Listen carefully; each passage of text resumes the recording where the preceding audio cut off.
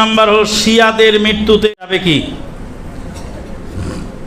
শোক প্রকাশ, যেটা রাজনৈতিকভাবে করা হচ্ছে সেটা তো রাজনৈতিক শোক প্রকাশ, সেখানে ইসলামের কোনো বিষয় এর সঙ্গে জড়িত নয়।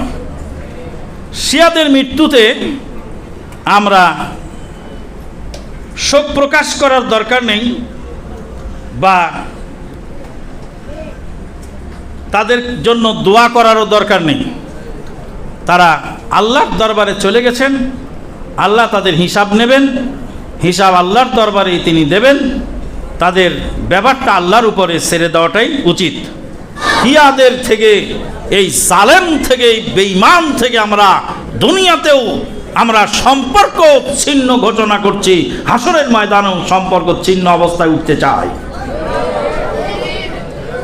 সম্মানিত উপস্থিতি, শিয়াদের সবচেয়ে বড় যেটা পয়েন্ট সেটা হলো তাদের একটা নীতি আছে, তার নাম হলো তকিয়া নীতি।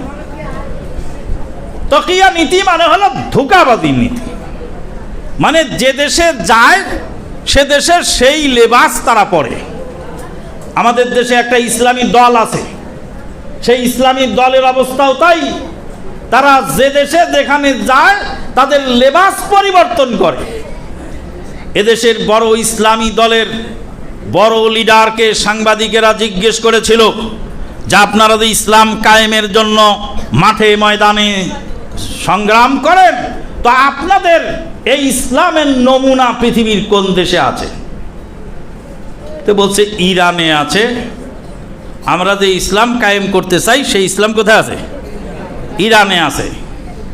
তারপরে সাংবাদিক জিজ্ঞেস করলেন ইসলামিক এদেশের ইসলামের নামে আন্দোলনকারী বড় দলের বড় নেতাকে জিজ্ঞেস করতেছে সাংবাদিক যে আপনারা যে ইসলাম কায়েম করতে চান এর মডেল কোন দেশে আছে? বলে মডেল আছে ইরানে। সৌদি আরবে নাই? বলে সৌদি আরবে আছে আংশিক। সৌদি আরবে আছে আংশিক। তাদেরই আর একজন বয়স্ক লিডার সে বলছে যে সৌদি আরবে হালাল পতিতালয় খুলেছে আর ইসলামের খেদমত করতেছে ইরান। নাউজুবিল্লাহ। যারা নবীর সাহাবীদেরকে গালি দেয়, যারা আল্লাহ নবীর স্ত্রীর চরিত্র নিয়ে কথা বলে, তারা ইসলামের কি খেদমত করলাম না করলো সেটা আমার দেখার বিষয় নয়।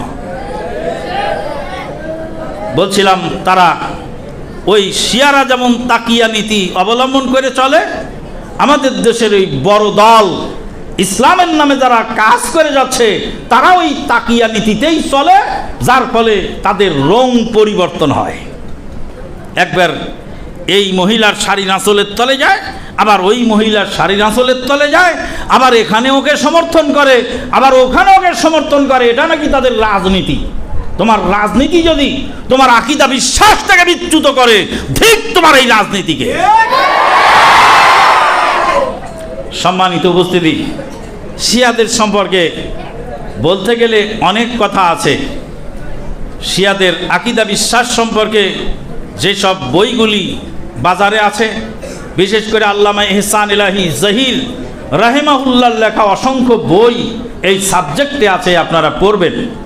নেটে সার্চ দিবেন তাওসিফুর রহমান রাশেদি, আমাদের হক্কানি আলেম ওলামার আছে, প্রফেসর ডক্টর আবু বকর জাকারিয়া সাহেবের আছে, আমাদের মহতারাম আমিরে জামাতের অনেক লেকচার আছে এই মর্মে। এগুলি আপনারা দেখবেন, এগুলি থেকে আপনারা শিয়াদের সম্পর্কে সঠিক ধারণা নেওয়ার চেষ্টা করবেন।